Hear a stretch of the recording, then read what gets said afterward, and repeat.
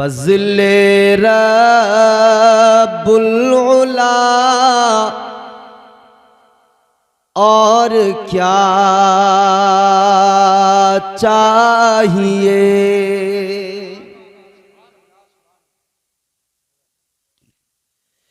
फज़ले रब्बुल उला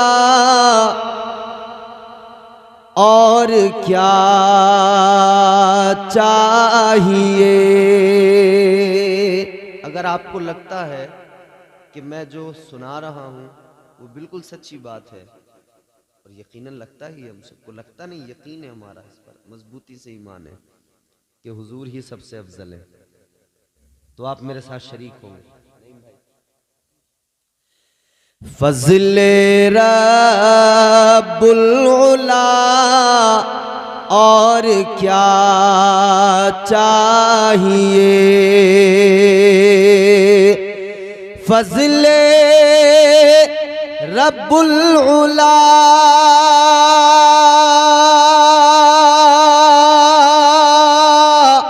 और क्या चाहिए। फज़ले रब्बुल उला और क्या चाहिए। मिल गए मुस्तफ़ा और क्या चाहिए। सुभान अल्लाह। मिल गए मुस्तफ़ा और क्या। हुजूर से बड़ी कोई दौलत है? हुजूर से बड़ी कोई दौलत नहीं। मिल गए मुस्तफ़ा और क्या चाहिए। जो कुछ हमें मिला है ना, वो हुजूर के सदक़े में ही मिला है, और जो कुछ मिलेगा हुजूर के सदक़े में ही मिलेगा। भर के झोली मेरी मेरे सरकार ने, भर के झोली मेरी मेरे सरकार ने, भर के झोली मेरी मेरे सरकार ने, भर के झोली मेरी मेरे सरकार ने, मुस्कुरा कर कहा और क्या चाहिए। मुस्कुरा कर कहा और क्या।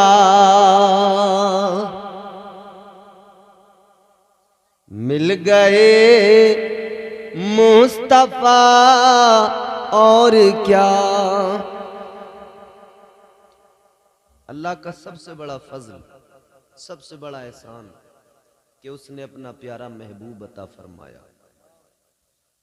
हुजूर ने इस उम्मत को तालीमात से सजाया, संवारा, आरास्ता किया। कुफ्र के दलदल में फंसे हुए लोगों को निकाल कर इस्लाम का उजाला उनको अता फरमाया। प्यारा दीन, प्यारा मजहब इस्लाम जो अल्लाह ने हमें दिया, हुजूर के सदक़े में हमें ये मजहब मुहज्जब मिला है। परवरदिगार ने ये प्यारा दीन अता फरमाया। अल्लाह ने कुरान मजीद में इस दीन मतीन की अजमतों का ऐलान किया। अपने दीन को समझें और फिर अपने आप पर नजर डालें। कुरान सुने और मोहब्बत से सुने, जोर से कहें सुभान अल्लाह। परवरदिगार आलम खालिक़े कायनात रब्बे लम यज़ल व ला यज़ाल ने कुरान मजीद में ऐलान फरमाया, इन्नद्दीना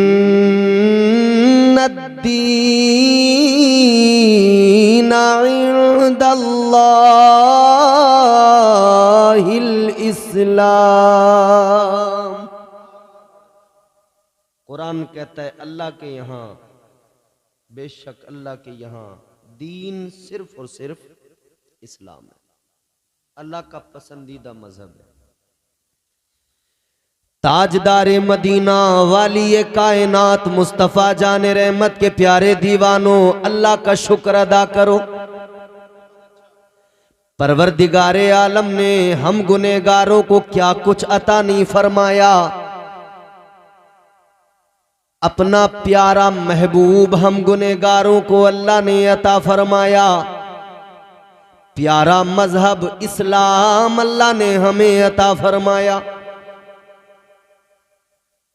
ये प्यारा दीन अल्लाह ने अता फरमाया। ये वो पाकीज़ा दीन है कि जो दुनिया में आने से लेकर कब्र में जाने तक सब कुछ सिखाता है। ये वो प्यारा दीन है जो आखिरत के मामलात भी दुनिया में समझा के बता के अपने मानने वालों को आगाह फरमाता है कि तुम्हें जिंदगी कैसे गुजारनी है, दुनिया में कैसे जीना है, दुनिया को कैसे बेहतर बनाना है, आखिरत को कैसे बेहतर बनाना है। ये वाहिद मजहब मुहज्जब इस्लाम है। अब मेरे एक एक लफ्ज को आप गौर से सुने। बच्चा दुनिया में आया, पैदा हुआ, जिसके यहां भी आया वो किसी मौलवी साहब के पास गए, किसी इमाम साहब के पास गए, हाफिज साहब के पास गए, कहे कि चलिए हजरत जरा, किस लिए? कब बच्चा पैदा हुआ है, हमें अल्लाह ने खुशी का दिन नसीब किया है। दुनिया में आने वाला दुनिया में आया, आपने इमाम साहब को बुलाया, मौलवी साहब को बुलाया, हाफिज साहब को बुलाया, कहने लगे हजरत आइए, अल्लाह ताला ने औलाद से नवाजा है। कहा क्या करना है? तो आपने कहा हजरत आकर कानों में पहले अजान पढ़ दीजिए। बच्चे के कान में अजान, इस्लाम की तालीम यहीं से शुरू हो गई। ताजदारे मदीना वाली कायनात मुस्तफ़ा जाने रहमत के प्यारे दीवानों, गौर करो। अभी दुनिया में आया है, दुनिया में अल्लाह ने अभी एक बच्चे को भेजा है, अभी उसने आंखें खोली हैं, लेकिन सबसे पहले उसके कान में अजान पढ़कर उसे मिजाज दिया गया, उसे फिक्र दी गई, बताया गया है दुनिया में आने वाले तुझे तेरे बारे में बाद में बताया जाएगा। ऐ दुनिया में आने वाले तुझे तेरी शनाख्त बाद में कराई जाएगी। ऐ दुनिया में आने वाले तुझे तेरी पहचान बाद में कराई जाएगी। तू दुनिया में आया है, तू किस मजहब के अंदर आया है, तेरे मजहब की क्वालिटी ये है, तेरा मजहब तेरी पहचान बाद में बताएगा, मगर तेरे रब की पहचान तुझे पहले कराई जाएगी, तेरे रब का नाम तुझे पहले सुनाया जाएगा। कान में अजान पढ़कर अल्लाह अकबर कहकर अल्लाह का नाम उसको सुनाकर बता दिया गया, ऐ दुनिया में आने वाले, दुनिया में आया है, इतना जान ले तुझे दुनिया में भेजने वाला कायनात का खालिक परवरदिगार है। सुभान अल्लाह। नारे तकबीर, नारे रिसालत, बस लगे आला हजरत हजरत अल्लामा इम्तियाज बरकाती साई किबला जिंदाबाद जिंदाबाद। बात समझ में आ रही है आपको? बात समझ में आ जानी चाहिए, बस बिल्कुल इत्मीनान से सुने। मेरा मिजाज है, मैं चाहता हूं कि मैं भी ज्यादा चीखना चिल्लाना ना करूं और आप भी इत्मीनान से कोई ना कोई पैगाम लेकर जाएं। अब गौर फरमाइए, आने वाला दुनिया में आ गया, सबसे पहले उसको अल्लाह की पहचान कराई जा रही है, रब का नाम सुनाया जा रहा है। अल्लाह अकबर, अल्लाह अकबर, अल्लाह बहुत बड़ा है। यही तो है माना। अल्लाह, बोलिए अल्लाह, अल्लाह बहुत बड़ा है। दुनिया में कई लोग ऐसे भी आए, दौलत के ज़ोम में, ताकत के ज़ोम में, इख्तिदार के ज़ोम में उन्होंने कहा हम बड़े। वो जो अपने आप को बड़ा कहते थे, अल्लाह ताला ने उनकी औकात उनको दिखाई। दुनिया में एक बादशाह गुजरा, नाम उसका नमरूद। वो कहता था अना रब्बुकुमुल आला, कहता था मैं सबसे बड़ा रब हूं। एक बादशाह ताकत की बुनियाद पर, दौलत की बुनियाद पर कहता था मैं सबसे बड़ा, मैं सबसे बड़ा। अल्लाह ताला ने उसे उसकी औकात दिखाई और समझा दिया तू बड़ा नहीं, बड़ा तो परवरदिगार है, सबसे ताकत वाला तो परवरदिगार है, सुपर पावर तो परवरदिगार है। अल्लाह ताला ने बता दिया देख तू अपने आप को बड़ा कहता है मगर तू कितना छोटा है। रब तुझे बता रहा है तुझे खत्म करने के लिए किसी बड़े की जरूरत नहीं पड़ेगी। अल्लाह ने सबसे छोटी मखलूक मच्छर को भेज दिया, अल्लाह ने औकात बता दी। अपने आप को बड़ा कहने वाले, जब तू अल्लाह की बनाई मखलूक में एक छोटे से मच्छर का मुकाबला नहीं कर सकता तो तेरी औकात नहीं है कि तू कायनात के मालिक परवरदिगार का, अल्लाह का मुकाबला कर सके। कर सकता कोई मुकाबला अल्लाह का? नहीं कर सकता। वो हमारा मालिक है, वो हमारा परवरदिगार है। गर्दिश में कहां उसके मुकद्दर का सितारा हो, जिसको मयस्सर तेरी रहमत का सहारा। तन्हा है अकेला है तू, यकता है अहद है, गैरत तेरी करती नहीं शिरकत को गवारा। हक ये है कि तुझ बिन कोई माबूद नहीं है तेरे सिवा कौन मददगार हमारा। तो इंसान अपनी औकात जान ले, क्या औकात है? कुछ भी नहीं। इंसान तो छोड़िए, पूरी कायनात की औकात की बात कीजिए। फरमाया गया अल्लाह ताला की नजर में इस कायनात की औकात एक मच्छर के पर के बराबर भी नहीं है, एक मक्खी के पर के बराबर भी।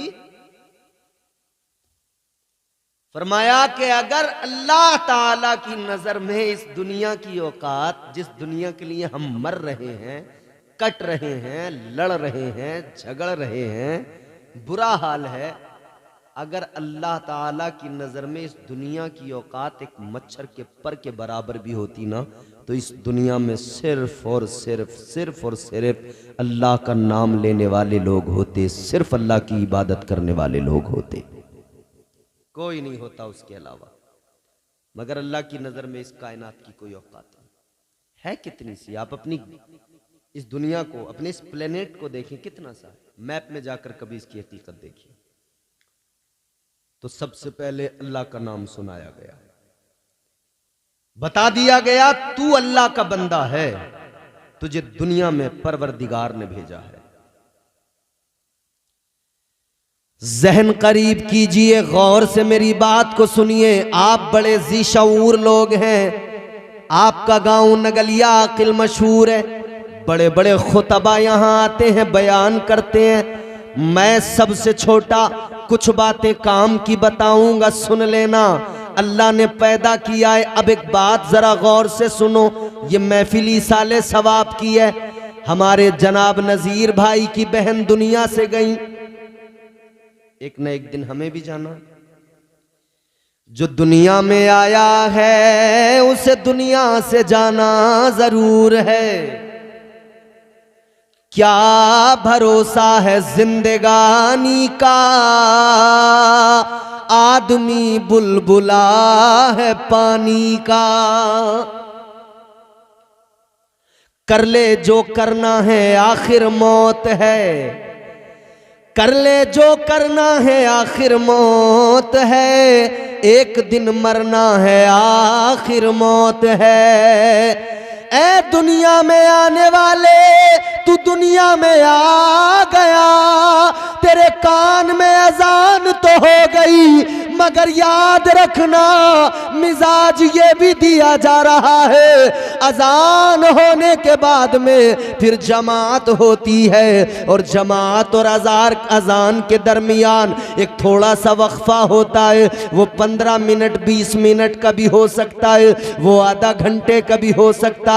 मिजाज दिया गया ए दुनिया में आने वाले, अजान के बाद में जिस तरह नमाज के लिए वक्फा होता है, इसी तरह तेरे कान में अजान से लेकर तेरी जमात तक एक थोड़ा सा वक्फा है। उसी का नाम जिंदगी है, उसी का नाम जिंदगी है।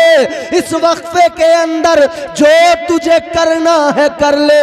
अजान हो गई मगर तैयार रहना, जमात का वक्त करीब है, वो वक्त दूर नहीं। तू मैयत की शक्ल में एक चारपाई एक मसहरी पे लेटा होगा।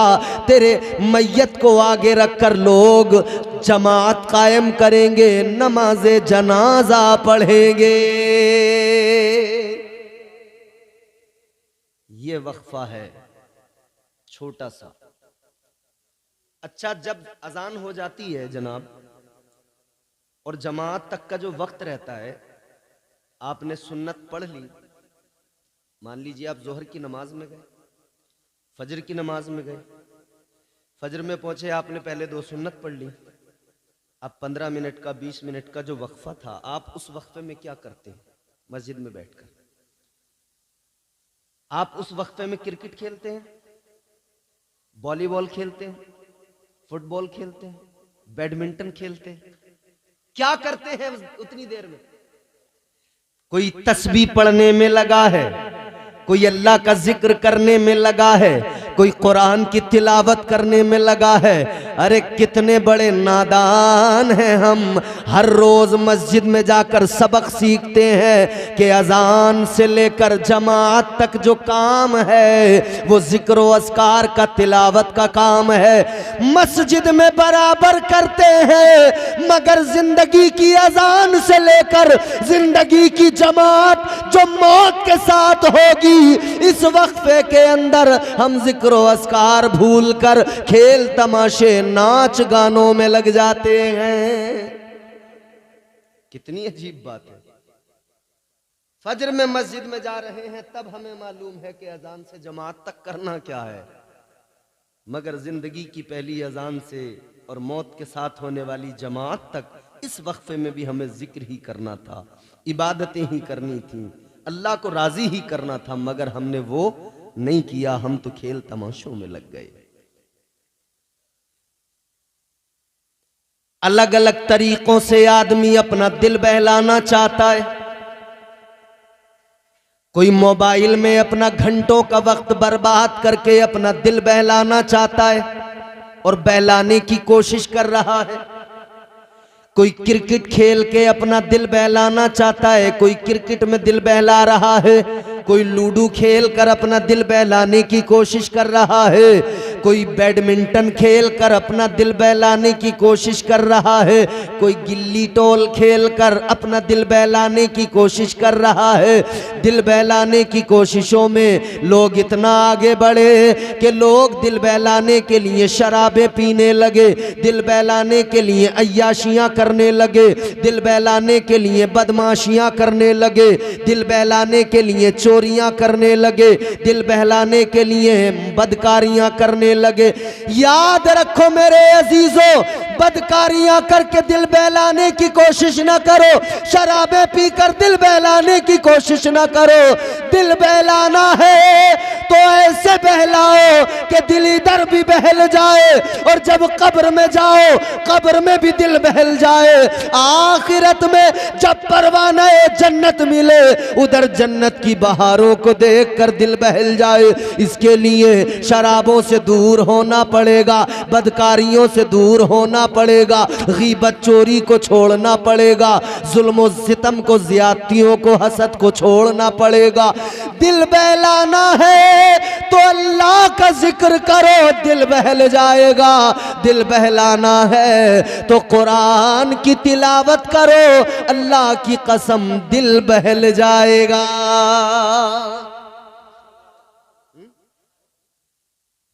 मगर अजीब बात है ना, दिल बहलाने के लोग अलग अलग तरीके ढूंढ रहे हैं। एक 20 साल का नौजवान, 25 साल का नौजवान किसी दीवार पर जकंद मार के अपना दिल बहलाना चाहता है। आप समझ रहे होंगे मेरी बात, और ना समझे हो तो मैं और आपको मिजाह में ही समझा देता हूं। ऐन से उसने आप लिखा हो, बिलखुसूस ये नौजवान ताक झांक वाले, दिल बहलाने के चक्कर में ताक झांक जो होती है ना, मेरे ये जो मैं सुना रहा हूं 4 मिसरे गौर से सुन ले। ऐन से उसने आप लिखा हो, ऐसा भी हो सकता है पढ़ा लिखा वो शख्स गधा हो, ऐसा भी हो सकता है। ऐसा लग रहा है कि आप बहुत ज्यादा थक चुके हैं, अब आपका सुनने का मूड है नहीं। माशाल्लाह। हाँ, 2 ही बातें हो सकती हैं, या तो फिर आप परेशान हैं या तो फिर आप ज्यादा ही डूब गए हैं। अल्लाह खैर फरमाए, कहीं कहीं बोल भी जाया करें ताकि मुझे भी डर न लगे कि कई बार ना बोलने में खतरा यह भी हो जाता है कि ये गुस्से में तो नहीं बैठा है, समझ रहे। ऐन से उसने आप लिखा हो, ऐसा भी हो सकता है पढ़ा लिखा वो शख्स गधा हो, ऐसा भी हो सकता है। गैर के घर में तू जो घुसा है अपना दिल बहलाने को, तेरे घर कोई और घुसा हो, ऐसा भी हो सकता है। अपना दिल बहलाने के चक्कर में किसी की दीवार को फांद कर अंदर जाकर अपना दिल बहलाने वाले, याद रख तू दूसरे के घर में घुसा है, अपने घर की भी फिक्र रखना, कहीं ऐसा ना हो तेरे घर में कोई और घुस के अपना दिल बहला रहा हो। अजीजा ने गिरामीउल कद्र, दिल बहलाना है तो कुरान की तिलावत से दिल बहलाओ, हो जाएगा चेहरा नूरानी और दिल में चमक आ जाएगी। हो जाएगा चेहरा नूरानी और दिल में चमक आ जाएगी। तुम रोज कलामे पाक पढ़ो, सांसों में महक आ जाएगी। अल्लाह ने जिंदगी दी है मगर बड़े सलीके से गुजारो। अच्छा, अल्लाह ने पैदा भी किया है, मौत भी वही देता है उसके हुक्म से। जिसका वक्त हो गया उसे दुनिया से चले जाना है। हमारे दिल के अंदर बड़ी ख्वाहिशें होती हैं, वो जिसका इंतकाल हो गया है, कहीं भी किसी भी जगह पर कोई भी शख्स जो दुनिया से जाता है उसके दिल में भी बड़ी ख्वाहिशें थी, मैं दुनिया में ऐसा करूं, वैसा करूं, ये करूं, वो करूं। ख्वाहिशें कभी तकमील उनकी मुकम्मल होती नहीं, ख़त्म ही नहीं होती, बढ़ती रहती हैं, बढ़ती रहती हैं। मगर एक दिन मौत आ जाती है। सोचने वाली बात यह है, मौत आती क्यों है, बंदा मरता क्यों है, क्या है फलसफा मौत का। हजरत मूसा अलैहिस्सलाम अल्लाह के पैगंबर हैं। अल्लाह की बारगाह में उन्होंने सवाल किया था। अल्लाह के जलीलुल कद्र पैगंबर जनाबे हजरत मूसा अलैहिस्सलाम ने परवरदिगार की बारगाह में अर्ज किया, ऐ मेरे मौला, ऐ रब्बे लम यज़ल व ला यज़ाल, ऐ परवरदिगार तू जिंदगी देता है मगर फिर मार भी देता है, मौत भी दे देता है, तो या अल्लाह किस लिए पैदा करता है, क्यों मार देता है। या अल्लाह जब पैदा करता है तो मार क्यों देता है, मौत क्यों दे देता है। अल्लाह ताला ने हजरत मूसा अलैहिस्सलाम से फरमाया, ऐ मूसा एक काम करो, खेती करो, खेती गेहूं की खेती करो। हजरत मूसा अलैहिस्सलाम को हुक्म रब मिल गया, गेहूं की खेती करो। हजरत मूसा अलैहिस्सलाम ने खेत तैयार किया, जमीन हमवार की, दाना जमीन में डाल दिया, जमीन में गेहूं के दाने डाल दिए गए। अब उसका ख्याल रख रहे हैं, उस दाने से एक छोटा सा पौधा निकल के आया, वो पौधा धीरे धीरे बड़ा होने लगा। हजरत मूसा अलैहिस्सलाम पानी भी देते हैं, ख्याल भी रखते हैं, वो पौधा धीरे धीरे बड़ा हुआ, लहलहाने लगा, फिर वो हवाओं की सरगम पे नाचने लगा, और बड़ा हुआ, अपने शबाब को पहुंच गया, और बड़ा हुआ, उस पर बालियां आ गईं, और बड़े हुए वो पौधे। उन बालियों में फिर क्या हुआ, अल्लाह ने दाना डाल दिया, बालियों के अंदर दाना, एक दाने में एक दरख्त निकला, एक पौधा निकला, लेकिन उस पर अल्लाह ने कई बालियां लगाई, एक एक बाली के अंदर कई कई दाने आए। अजीजाने गिरामियुल कद्र गौर से सुनो मेरी बात, बालियों में दाने आ गए, फसल बिल्कुल तैयार हो गई, फसल बिल्कुल पक गई। हजरत मूसा अलैहिस्सलाम ने अब फसल को काट लिया, गेहूं काट लिए, काटने के बाद में गेहूं अलग कर दिया, भूसा अलग कर दिया। अल्लाह ताला ने फरमाया, ऐ मूसा मैंने तुम्हें खेती करने का हुक्म दिया था, मैंने तुम्हें फसल उगाने का हुक्म दिया था, तुम्हें ये कहां से दिमाग में बात आई कि तुमने इसको काट भी दिया, दाना और भूसा दोनों अलग कर दिए। अर्ज करने लगे, मौला ऐ मेरे परवरदिगार, जब तक ये पौधा छोटा था तब तक मैंने इसको नहीं काटा, ये जवान हुआ, शबाब पे आया, मौला मैंने इसको नहीं काटा, लेकिन या अल्लाह फिर एक वक्त वो आ गया कि जरूरी हो गया दाना अलग कर दिया जाए, भूसा अलग कर दिया जाए। ए अल्लाह अगर मैं दाना और भूसा अलग न करता तो फिर नतीजा ये निकलता, अगर मैं फसल न काटता सारी फसल सूख जाती, दाना भी सूख कर खत्म हो जाता, आगे ये अगर बारिश हो जाती तो दाना गल कर सड़ जाता, खराब हो जाता, न भूसा रहता न दाना रहता, सारी फसल खराब हो जाती। अल्लाह ने फरमाया, मूसा ये बताओ, ये सोच, ये इल्म कहां से आया, ये ख्याल कैसे आया, ये फिक्र कहां से मिली। अर्ज करने लगे, मौला तू मेरा मालिक है, तू परवरदिगार है, या अल्लाह ये अक्ल तूने अता फरमाई, सोचने समझने का मादा तूने अता फरमाया।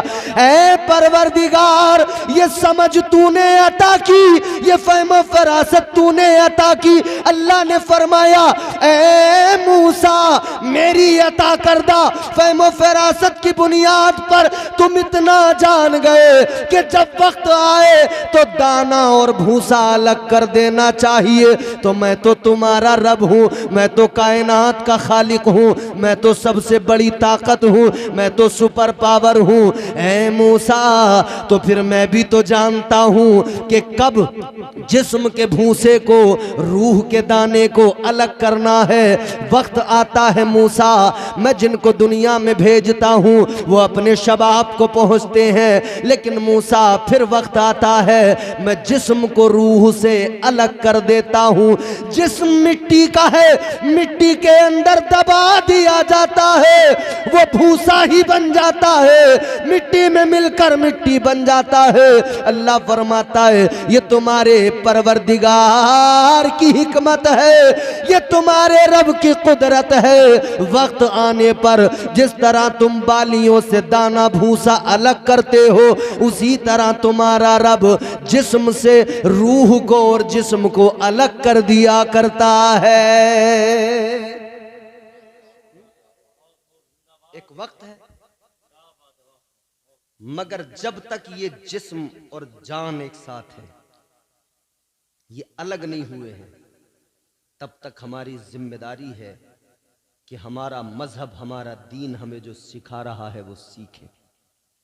जिस पर अमल करने का हुक्म दिया जा रहा है उस पर अमल करें। मुख्तसर है जिंदगी, करीने से गुजारो, जिंदगी इतने करीने से गुजारी जाए, जिंदगी इतने सलीके से गुजारी जाए। भाई मुख्तसर सी जिंदगी है, बहुत होशियार रहना है। जिंदगी इतने सलीके से गुजारी जाए, जैसे चादर कोई कांटों से उतारी जाए। मुख्तसर सी जिंदगी है, सलीके से गुजारो। हजरत मूसा अलैहिस्सलाम जलीलुल कद्र पैगंबर हैं। जिंदगी में मगन रहने वाले लोगों को सबक हासिल करना चाहिए। एक दिन मरना है, और ये मरना इतना आसान नहीं होता। ऐसा नहीं है कि साहब 1 मिनट में बस काम खत्म हो जाएगा, मर जाएंगे। हमारे यहां हम बोलते हैं ऐसा कि साहब अभी सांसें चल रही थी, बस पानी हमने जरा सा मुंह में डाला है, एक बार तो 1 चम्मच पानी पी लिया, दोबारा डाला तो पानी न पी सके, इंतकाल हो गया। होता है ना? यानी इंसान देखो ना यार, कितना इतराता है, कितना अकड़ता है, जबकि ये जानता है एक दिन अंजाम यही होगा कि अपने हाथ से पानी भी नहीं पी सकूंगा। एक दिन अंजाम ये होगा कि आज जिस जवानी पे मैं नाश करता हूं, इतराता हूं, एक दिन वो होगा अपने पैरों पे सलीके से चल भी नहीं पाऊंगा। फिर मुझे सहारा दे दे कर लोग चलाएंगे, फिर मुझे सहारों की जरूरत पड़ेगी। इतना सब जानकर भी आदमी कितना बड़ा अनजान है। अक्ल है, सोच समझ फिक्र अल्लाह ने समझ दी है, अक्ल दी है, समझने का मादा अता किया है। मगर वो किसी बुजुर्ग ने, किसी अल्लाह वाले ने कहा ना, इंसान अगर अल्लाह की दी हुई अक्ल का सही इस्तेमाल कर ले तो इससे बड़ा दानिश्वर कोई नहीं, और अगर ये बददिमाग बन बैठे तो फिर इससे बड़ा बेवकूफ भी कोई नहीं।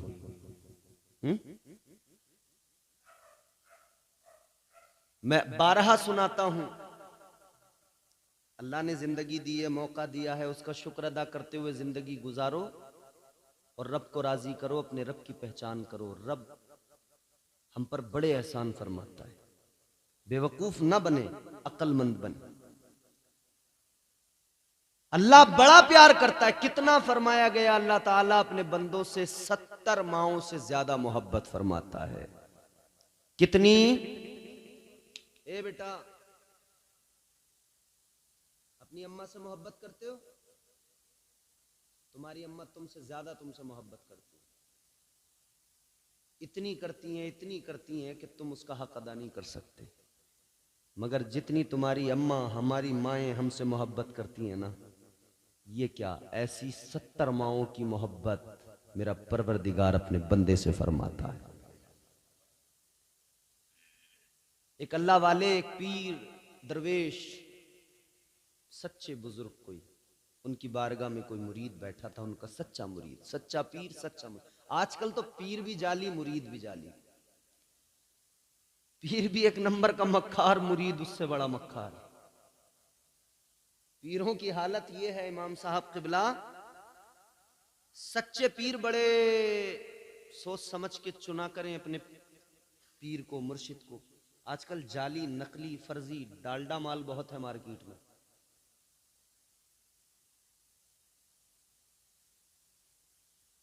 ऐसे ऐसे पीर मिलेंगे कि दिन भर अपना तमाम अच्छा हट्टा कट्टा मोटा ताजा होगा, चलता फिरता रहेगा, खाता पीता रहेगा, और नमाज की बात आएगी तो नमाज एक वक्त की नहीं पड़ेगा। ऐसे पीर जो होते हैं ना, उनकी पीरी पे पैर रखने की जरूरत है। एक पीर मुझे मिला था, बड़ा मोटा ताजा था, जिसने बुलाया था वो हम इमामत करते थे, तो उसने कहा इमाम साहब आपकी दावत है हजरत। हम चले गए, मैंने कहा भाई कोई पीर साहब आए हैं।